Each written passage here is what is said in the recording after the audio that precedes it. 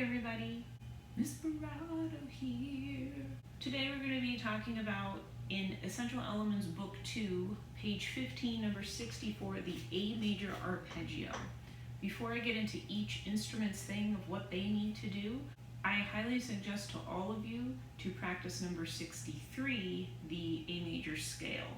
So you can warm up on that first and then go to the A major arpeggio.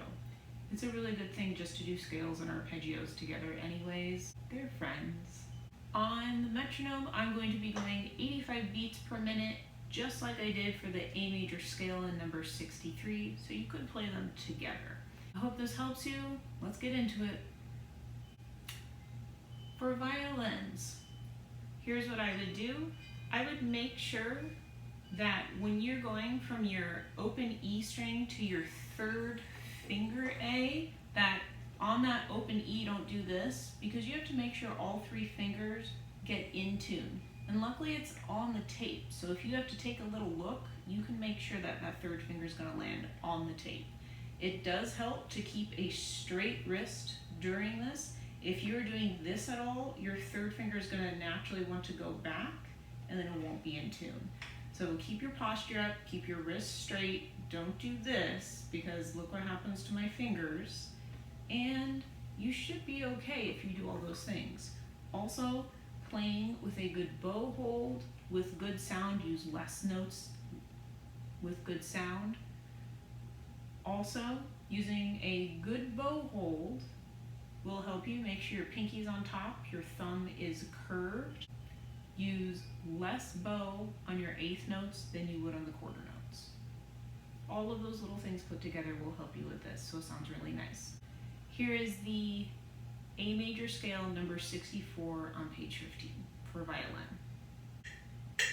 1, 2, ready, play.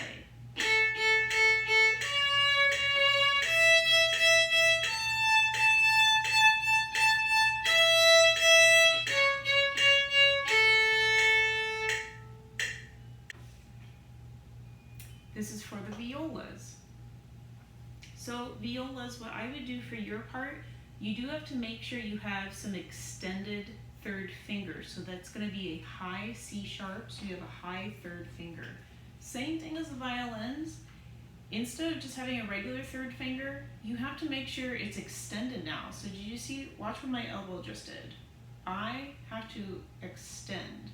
My elbow has to actually come in just a little bit so I can make my third finger go higher.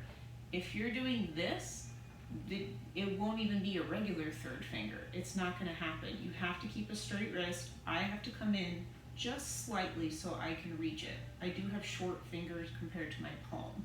So a lot of you are blessed with these beautiful long fingers. You're lucky. But if you're in the same boat as I am, you're gonna have to bring your elbow in. I think most people have to do that anyways, and you should be able to swing back and forth like this with a straight wrist. Have that flexibility so that you can utilize that if you need it. Other than that, same thing as violins, use less bow in the eighths and more bow on your quarters and half notes, and you should have a really good tone then. I hope this helps you. This is number 64 on page 15, the A major arpeggio. 1, 2, ready, play.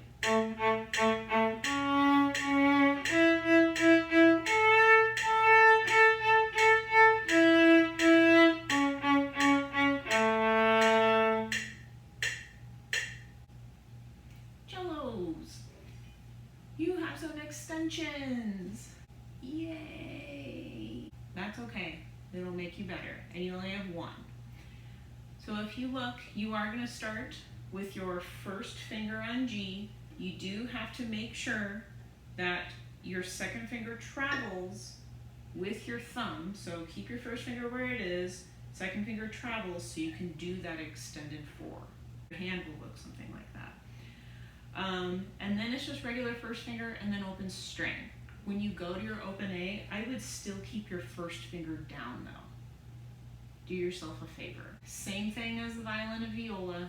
Make sure you use less bow in your eighths, more bow in your quarters and half notes so you have a good tone. All right, let's get into it. This is number 64 on page 15, the A major arpeggio. 1, 2, ready, play.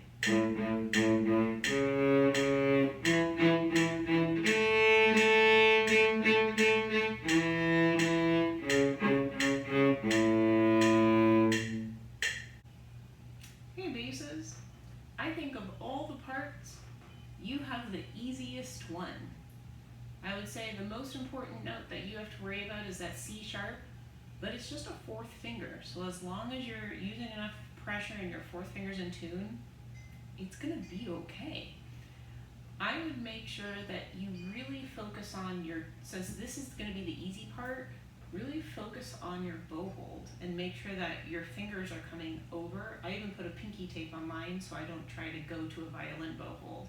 And make sure that your thumb is bent, so, and you can then dig into the string to get that nice tone. And that'll actually help the rest of the orchestra when you play them with them, because they'll hear your sound, since your part is not a difficult part. I hope that helps you. Let's get into it.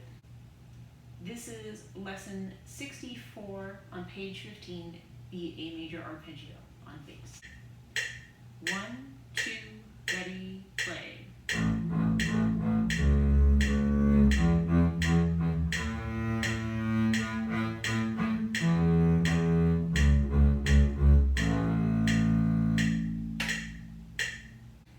Alright everybody, I hope that helps you. Let me know if you have any questions.